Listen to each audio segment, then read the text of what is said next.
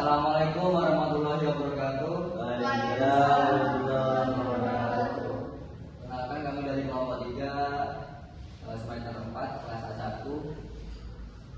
Kali ini kami akan membahas mengenai pembaruan SIM dari yang awalnya 5 tahun itu menjadi seumur hidup. Jadi ketika yang sebelumnya pembaruan SIM itu harus dilakukan selama 5 tahun sekali, maka untuk sekarang itu akan diberlakukan seumur hidup, jadi tidak perlu pembaruan lagi.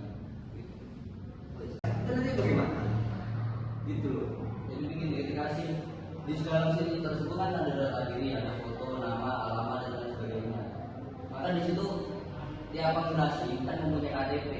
Ketika KTP dan SIM tidak cocok atau bahkan SIM tersebut dengan pemiliknya dari fotonya saja tidak cocok, itu sudah menjadi sebuah pelanggaran.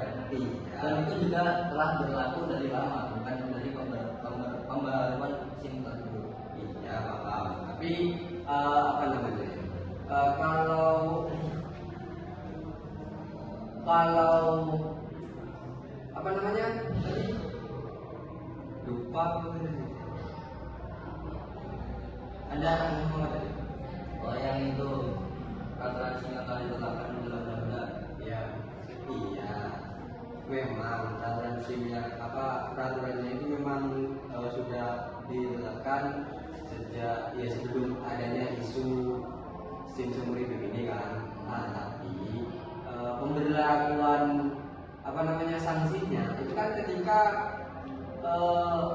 si pemegang SIM itu ketika ditahan polisi atau ada operasinya.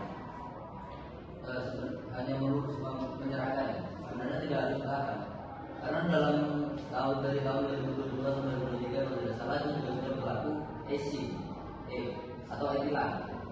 Elektronik dari CCTV, dan itu bisa diketahui dari muka juga, terus dari nopol. Di situ kan sudah ada data dirinya, sudah ada identitasnya yang bisa dilihat dari nopol dan bisa dari muka dari benda tersebut dan ditetapkan dalam wilayah. Maka ketika seseorang melanggar tidak harus ditangkap, tapi bisa dicek terlebih dahulu dia melakukan pelanggaran atau tidak melalui SIM tersebut. Kemudian bayar dendanya ketika perpanjangan SIM. Ya, seharusnya gitu. Sekarang, tapi baru kan bisa berubah menjadi ketika SIM tersebut ditahan atau ketika dia mendapatkan surat ya istilahnya surat cinta dari Kapolri. Surat cinta. Nanti cara petugas atau cara Kapolri itu melakukan memberikan surat penindakan itu gimana, Mas? Maksudnya saya itu tadi argumentasi sampai itu gini kan, tadi ada yang namanya e-tilang ya, ada yang namanya e-tilang. Nah, e-tilang itu kan tidak harus polisi itu menangkap atau menahan kan. Nah, jadi bisa yang terkena CCTV nomornya yang bersangkutan itu kan nanti kan cuma dicatat dikenakan denda nanti kan. Nah, dendanya itu mau ditagih kapan kalau tidak ketika perpanjangan SIM seperti itu. Jadi apabila ditinjau dari peraturan sekarang ya, kebanyakan kan itu pelanggaran tidak membayar denda pada saat perpanjangan SIM, bisa juga pada saat perpanjangan STNK, karena STNK tetap berlaku selama 5 tahun kan. Atau ada juga sekarang peraturan yang mengharuskan si pengendara tersebut membayar pada kejaksaan dan waktunya telah ditentukan oleh si kepolisian.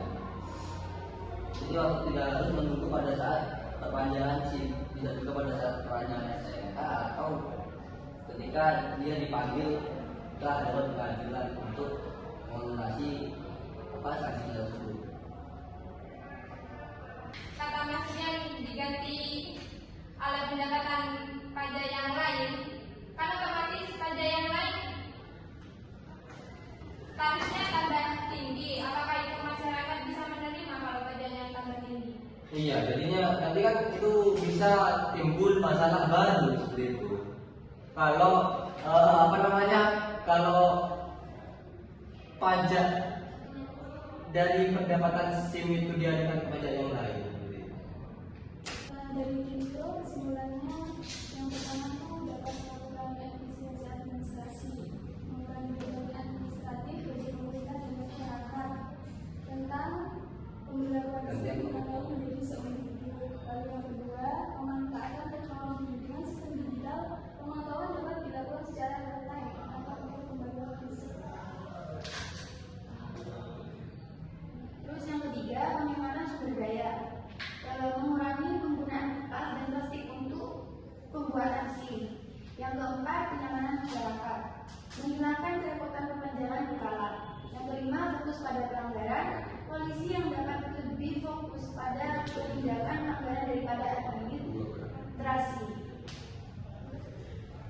Oke, kami dari pihak kontra tetap kokoh pada argumen kami bahwasannya perpanjangan SIM, peraturan SIM yang akan diberlakukan secara seumur hidup itu sangat tidak efisien sekali. Jadi ada beberapa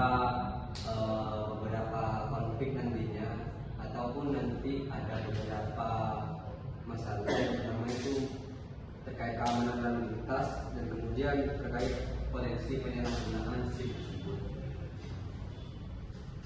Dan yang saya lanjut juga dengan pendapatan negara dan standarisasi nasional. Dan dari saya, kalau perkembangan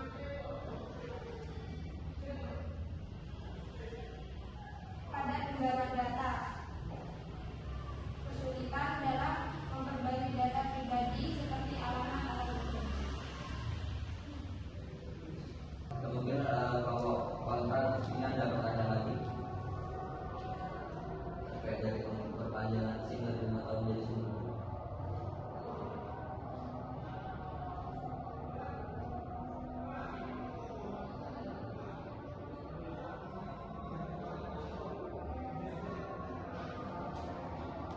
Enggak, gini Mas, terkait kayak misal tadi saya menyatakan bahwasanya perpanjangan SIM ya bukan peraturan ya tentang SIM itu yang akan diberlakukan seumur hidup itu tidak memenuhi keadilan seperti apa yang dikatakan oleh saya tadi. Itu saya juga mengacu pada ketika nanti semisal ada seseorang yang sudah mempunyai SIM secara permanen dulu, dia itu melakukan pelanggaran, itu bagaimana? Seperti itu.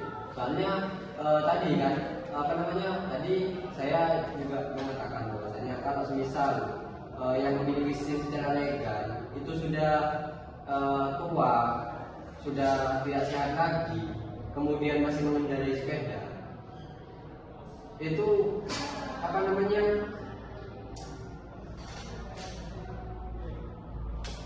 cara memberikan sanksinya itu mestinya akan tambah sulit. Jadi begini, dalam pemberian sanksi itu sudah ada dalam beberapa peraturan ya, seperti peraturan perundang-undangan umum dan juga peraturan pemerintah, peraturan Kapolri, bahkan ada juga di dalam peraturan daerah. Jadi ketika seseorang melanggar peraturan tersebut, kan sekarang juga ada penilangan, terus penahanan STNK atau BPKB, juga ada sanksi, ada juga denda, dan bahkan bisa sampai dibebaskan. Nah itu juga bisa dilakukan juga terhadap SIM yang baru karena dalam bentuk yang sama. Ketika SIM tersebut ditahan, maka pelanggar tersebut harus melunasi atau harus melunasi sanksi tersebut. Iya, dengan catatan apabila diketahui oleh pihak yang berwajib kan. Iya. Kalau semisal tidak diketahui oleh pihak yang berwajib, semisal nih saya punya SIM sudah, kemudian saya meninggal, SIM saya kan berlaku seumur hidup kan. Kemudian SIM saya itu digunakan oleh ponakan saya, digunakan oleh ponakan saya.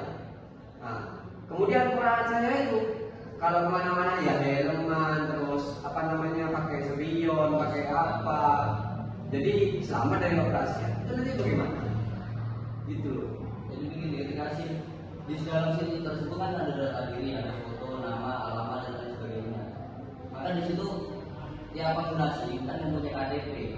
Ketika KTP dan SIM tidak cocok atau bahkan SIM tersebut dengan pemiliknya dari fotonya saja tidak cocok, itu sudah menjadi sebuah pelanggaran. Dan itu juga telah berlaku dari lama, bukan dari pembaruan SIM tersebut. Iya paham. Tapi apa namanya? Kalau apa namanya tadi? Lupa aku tadi. Anda akan ngomong apa tadi? Oh yang itu peraturan SIM yang telah ditetapkan di dalam undang-undang. Ya, iya. Memang peraturan SIM yang peraturannya itu memang sudah ditetapkan sejak ya sebelum adanya isu SIM seumur hidup ini kan. Nah, tapi Pada tersebut lebih diarahkan, bukan maksudnya juga lebih diarahkan saja ya. Lebih ditingkatkan pada mereka yang lebih mampu atau memiliki pendapatan lebih tinggi.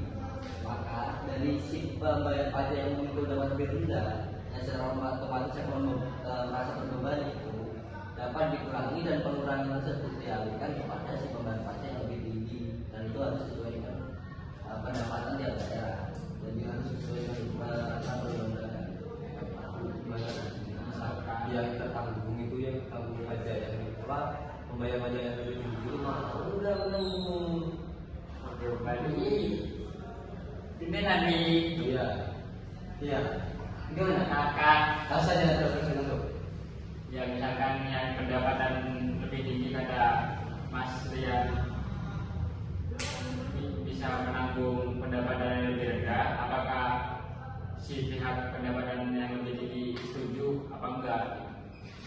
iya mestinya kan nanti ada yang namanya kecemburuan sosial di antara pembayar pajak yang lebih tinggi antara pembayar pajak yang lebih rendah. Jadi itu menimbulkan masalah baru dari permasalahan yang itu tadi, permasalahan apabila SIM diberlakukan secara seumur hidup dan tidak melakukan perpanjangan setiap 5 tahun sekali seperti itu. Dari Indo mungkin dapat melakukan efisiensi administrasi beban administratif bagi pemerintah dan masyarakat. Lalu bisa juga menghemat waktu dan biaya dalam proses perpanjangan SIM. Kenaikan pajak dibarengi dengan peningkatan layanan publik, infrastruktur atau program-program yang memberikan manfaat langsung kepada masyarakat, banyak orang yang lebih bersedia untuk menerima kenaikan pajak tersebut. Digunakannya.